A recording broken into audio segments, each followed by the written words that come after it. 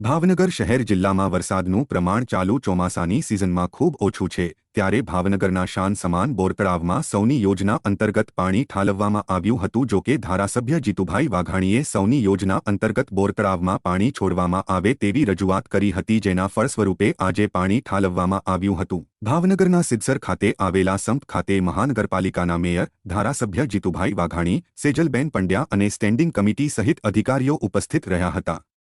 સૌની યોજનાનું બીજી વખત બોરતળાવમાં પાણી ઠાલવવામાં આવ્યું છે।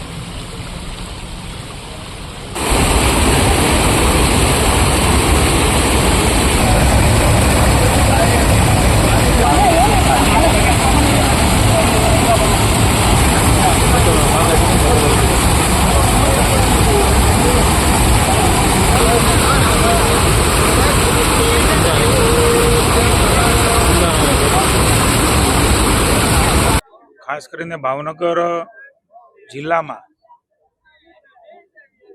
પાણીની એટલે કે ડેમ અને નદીઓ છલકાવાનું બાકી છે। આશા રાખીએ પ્રભુ કૃપા કરવાની છે।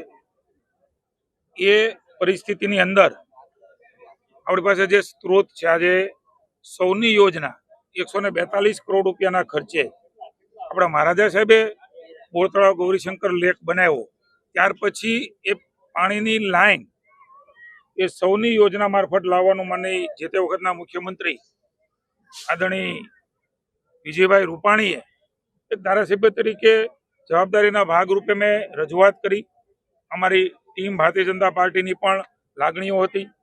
એ ગ્રાહ્ય રાખીને સ્પેશિયલ કેસમાં મૂળ યોજનામાં આપણું બોરતળાવ નહોતું, પણ પાણીની સગવડ હતી ત્યારે પમ્પિંગથી વિકળિયાથી એમણે મંજૂરી આપી અને એ વખતે પણ એ કાર્યક્રમ કરીને 2021માં સૌની યોજનામાં પાણી ઠાલવેલું। આજે પુનઃ એકવાર માનનીય મેયર શ્રી ભરતભાઈ બારડ, અમારા પૂર્વના ધારાસભ્ય બેન શ્રી સેજલબેન, કોર્પોરેશનના સૌ પદાધિકારી, નગરસેવકો, આગેવાનો, અધિકારીઓની વિશેષ ઉપસ્થિતિમાં આજે સિદ્ધસર જે પાણી આવવાની જે જગ્યા છે, જેને સંપ પણ કહી શકાય, એ જગ્યા ઉપર વધામણાનો કાર્યક્રમ એ આજે રાખ્યો છે।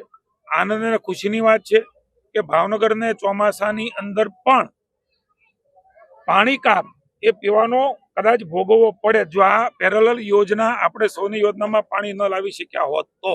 ગઈકાલે કમિશનર શ્રી, મેયર શ્રી સાથે વાત થઈ, એમણે પ્રપોઝલ કરી અને આજે જ રાબડિયા સેક્રેટરી છે એમની સાથે વાત કરી, મંત્રીશ્રી, મુખ્યમંત્રીશ્રીને ધ્યાનમાં રહીને ભાવનગરની પીવાનું પાણી મળી રહે એમના માટે સવારથી જ પમ્પિંગ શરૂ થયું અને સાંજે અત્યારે આપણે જોઈ રહ્યા છીએ કે 4:30-5 એ પાણી અહીંયા પહોંચી ગયું છે। મને આનંદ છે